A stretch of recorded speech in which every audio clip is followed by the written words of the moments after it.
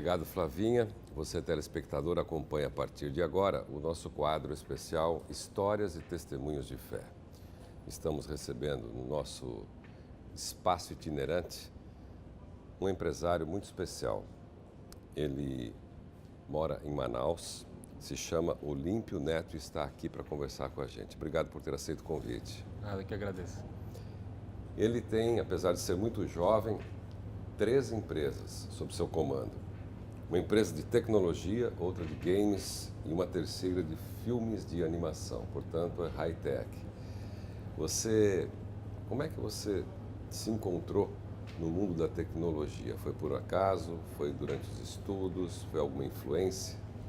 É um caminho interessante. A minha formação é odontologia. Você chegou a cursar? Eu me formei em odontologia, né, seguindo os passos do meu pai, mas durante a faculdade eu já tinha muita vontade de empreender. Desde meus 14, 15 anos eu tinha muita vontade de empreender e esse era o meu maior desejo. E quando meu pai tinha uma profissão de odontologia, eu decidi seguir meio como seguindo os passos da empresa da família. Então eu trabalhei com meu pai, estagiei com ele, me formei na odontologia, mas quando me formei já estava me envolvendo num projeto de animação baseado na parábola da ovelha perdida, para um projeto de um clipe musical que a gente tinha na igreja. E aí comecei a encontrar um mundo diferente do que eu conhecia, não sabia nada de animação mesmo, era só um consumidor de desenho animado mesmo naquela época. E aí eu tive a oportunidade de entrar em contato com esse mundo pelo olhar de negócios, daí entrei no mundo de animação primeiro, foi em 2007. Depois de alguns anos na animação, eu tive a oportunidade de me envolver com outras pessoas, depois que surgiu o iPhone, essa necessidade por apps, essa tecnologia toda que surgiu. E eu me envolvi com isso aí também, aí comecei a trazer mais pessoas criativas junto para a gente se envolver com pessoas de tecnologia. E aí a gente passou a ter uma empresa de tecnologia também. E esse é o caminho. Vem outras pela frente, provavelmente. Né? Se for da vontade de Deus. Essa volúpia de você querer ser um empreendedor, porque não é qualquer um que tem um perfil. Às vezes você tem a vontade de querer fazer algo, mas não sabe, porque você precisa aprender um pouco de gestão, o telespectador sabe disso. O empreendedor, ele precisa ter, além da vontade, né, muitas informações para uma boa gestão, administração, finanças, contabilidade, essa coisa toda. Isso aí. Um dentista, você aprendeu onde? Com o teu pai, na empresa do teu pai? Então, eu sempre costumo dizer que aprendi a fazer negócios com o meu pai na cadeira do dentista. Um bom dentista é um ótimo comerciante. Se tiver algum dentista ouvindo aí, vai saber do que eu estou falando.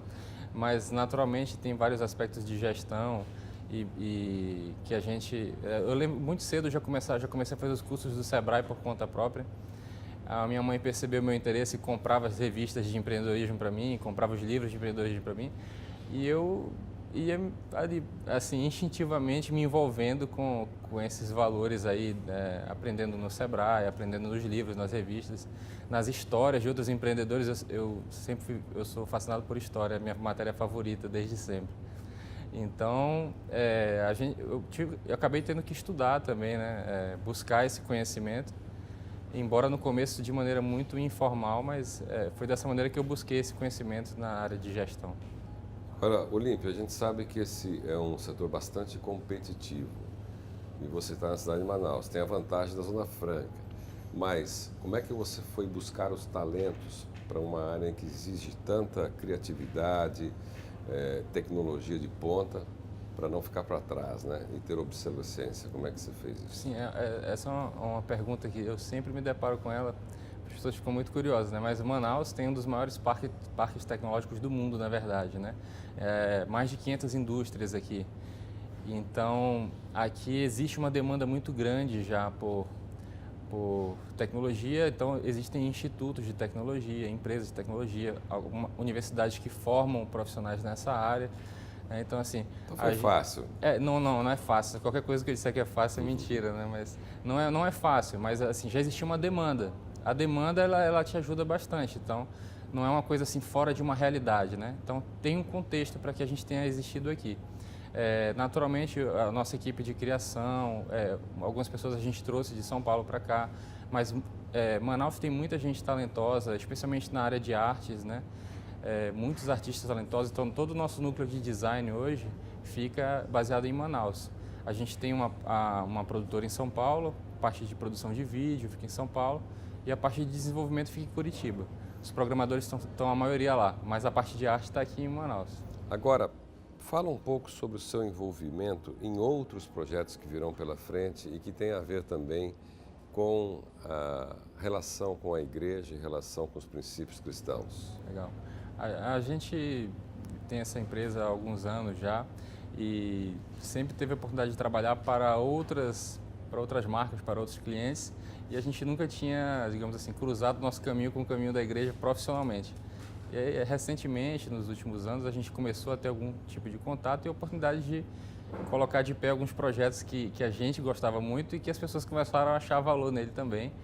A gente está desenvolvendo já hoje alguns projetos com algumas uniões dentro da igreja, trazendo projetos criativos, tecnológicos para dentro da igreja, visando o evangelismo, outras formas de atingir o jovem, de ser relevante para esse público mais jovem, né? Então a gente tenta ser uma ferramenta legal nesse sentido, fazer uma parceria boa com a igreja nesse sentido, e a gente tem um projeto muito legal também, que logo todo mundo vai ficar sabendo, que é o projeto de estudos bíblicos interativos que a gente está desenvolvendo com a Divisão Sul-Americana. É um projeto super legal, um projeto grande, demorou bastante tempo para a gente desenvolver, que envolve animação, tecnologia, tem um pouco de gamificação também. Então, assim, a gente trouxe o que a gente conseguiu juntar de melhor e depositou nesse projeto aí, que a gente espera que faça diferença também na pregação do evangelho, que a gente consiga atingir outras pessoas e outras pessoas desperte o interesse de outras pessoas pelo tema. É uma nova roupagem para se falar das velhas histórias e dos velhos exemplos bíblicos, exatamente. né? A gente procura ser Pra bem dar conservador. o interesse, né?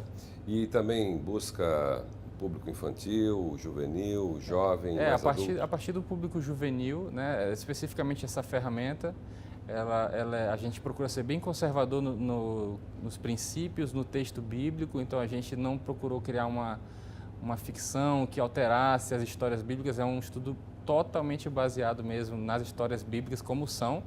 A gente aposta que isso aí vai trazer o interesse para o jovem, mas porém com recursos visuais, de animação e de interação mais modernos. Olha, isso é uma ótima notícia para você também, telespectador. Em breve aí vocês vão poder ter acesso a esse material que está sendo produzido.